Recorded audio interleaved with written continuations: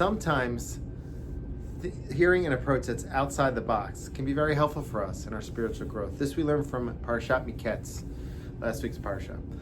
The debate between Yosef and his brothers emphasizes this.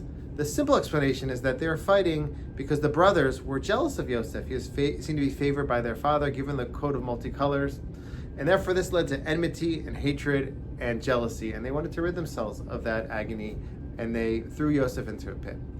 However, another explanation based on the direction that Rav Kook and his students put forward is that the brothers were debating something much deeper. They were debating what should the future of the nation be. Yehuda emphasized the spiritual, and his brothers along with him, the nation should be run on spiritual values. Yehuda was born from Leah, and Leah, the Zohar says she's Amadit Kasha, she's the hidden world. And Yehuda himself set up Batei Midrash on the way down to Egypt. Similarly, the Mashiach ben David, will lead the nation and help them return to Hashem on a spiritual level. So that's the spiritual approach. Now, Yosef was bringing a whole new derech, a whole new approach as to how the nation should be run. He was emphasizing the material component. Therefore, he was great at gathering everyone's money and building up an economy in Egypt. This was his strength, and therefore he's emphasizing this. He was born from Rachel. Rachel, the Zohar says, is Alma di Galia. She's the revealed world. Similarly, Mashiach ben Yosef, in the future days, will bring forward the physical redemption of the nation. So all those components point to ideological debate. Yehuda is emphasizing the spiritual and his brothers. Yosef, the material. And really, you needed both approaches together to build up the nation. Leah and Rachel both built up the nation.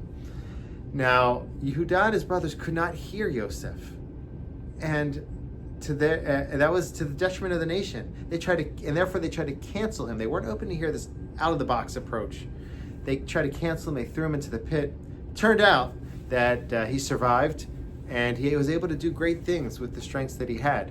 Now, when they finally reunited in Parshat Miketz and Vayigash, they were finally able to see Yosef for who he was. But what withheld them from seeing that back when they were younger, perhaps was maybe ego got involved, perhaps with the brothers, or perhaps it was the packaging. That Yosef, when he presented his approach, he presented it perhaps in an extreme way, saying, you're all going to be bowing down to me, and that perhaps turned them off or triggered the brothers and withheld them from being able to see the depths of Yosef's approach.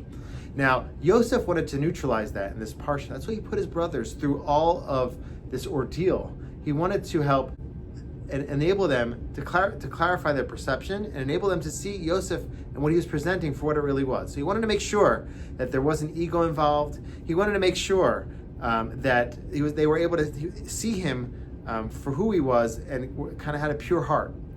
So that's why he put them through the whole ordeal in Parshat Miketz. Finally, when they were able to reunite in Parshat Vayigash, they were able to see Yosef for who he was. And that enabled them to head on a path towards working together.